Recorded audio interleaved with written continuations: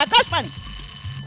करावल नगर से कपिल मिश्रा आगे चल रहे हैं। करावल नगर की सीट कपिल मिश्रा आगे चल रहे हैं। 2015 में भी करावल नगर सीट कपिल मिश्रा ने जीती थी और इस बार मोहन सिंह बिष्ट की जगह बीजेपी की तरफ से कपिल मिश्रा को चुनाव मैदान में उतारा गया था। ये पोस्टल बैलेट की जो रुझान है ईवीएम में भी वही दिखने वाला है।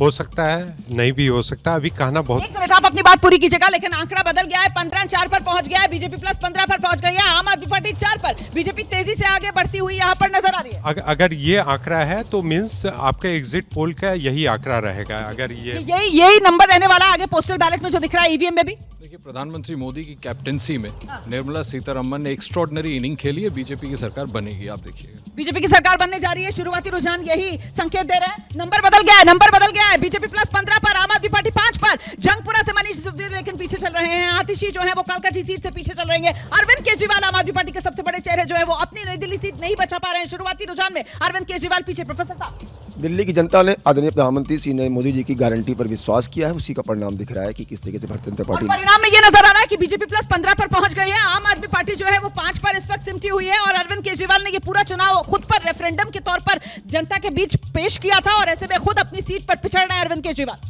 अगर ऐसा होता है फिर इसका मतलब बीजेपी को 50 से भी ज्यादा सीटें आएंगी। लेकिन मुझे अभी भी लगता है कि बहुत जल्दबाजी, इतनी जल्दी हम किसी नतीजे पर ना पहुंचे। मुझे लगता है 9:30 बजे से पहले किसी भी नतीजे पर नहीं। 8:18 अभी पोस्टल बैलेट की ही गिनती चल रही है। अभी ईवीएम खुले नहीं है, लेकिन क्या यहाँ से ट्रेलर मिल रहा है? मेघा, मुश्किल है ये कहना अभी रुमाना। मुझे लगता है 1 घंटा और दीजिए। लेकिन क्विकली मैं आपको एक बात बताना चाहती हूँ। अरविंद केजरीवाल जो आपने कहा अपनी ही सीट से पीछे चल रहे हैं, आपको 2-3 चीज़ें ध्यान रखनी चाहिए अरविंद केजरीवाल की सीट के बारे में। और इस बार क्या हुआ, पिछली बार वो 21,000 की मार्जिन से जीते थे। इस बार जो बोगस वोटर्स हटे हैं वहाँ से वो करीबन 18,000 बोगस वोटर्स को हटाया गया है और जो नए वोटर्स ऐड किए गए हैं वो 7 या 8,000 है। आकाशवाणी।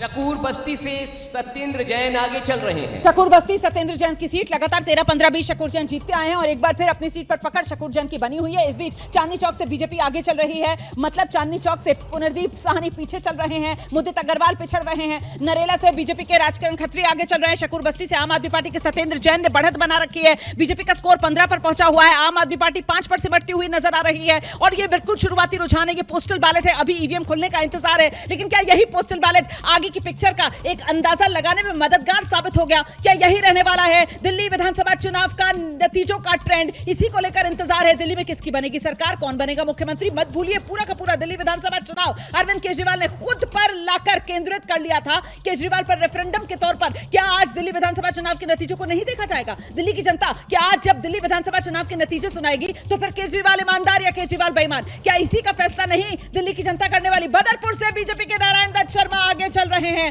बीजेपी 15, आम आदमी पार्टी 5। बदरपुर की सीट 2020 में रामवीर सिंह बिधूड़ी ने जीती थी। इस बार नारायण दत्त शर्मा को बीजेपी ने चुनाव मैदान में उतारा। बिजवासन से बीजेपी के कैलाश गहलोत आगे चल रहे हैं। 15 और 20 में कैलाश गहलोत आम आदमी पार्टी से नजफगढ़ जीत चुके हैं। दिल्ली कैंट से बीजेपी के भुवन तंवर आगे चल रहे हैं। मतलब वीरेंद्र कादियान आम आदमी पार्टी के पिछड़ रहे हैं। लक्ष्मीनगर से बीजेपी के अभय वर्मा आगे चल रहे हैं। अभय वर्मा ने 2020 में भी लक्ष्मीनगर की ये सीट जीती थी। 8 सीटें जो बीजेपी ने 2020 में जीती थी उसमें लक्ष्मीनगर भी थी। अभय वर्मा आगे चल रहे हैं। नरेला से बीजेपी के राजकरण खत्री जो है वो आगे चल रहे हैं। मतलब आम आदमी पार्टी के शरद चौहान जो है नरेला से वो पिछड़ते हुए नजर आ रहे हैं। बदरपुर बीजेपी के नारायण दत्त शर्मा आगे। तो कुल मिलाकर यहां पर फाइट जो है वो टाइट होती हुई नजर आ रही है।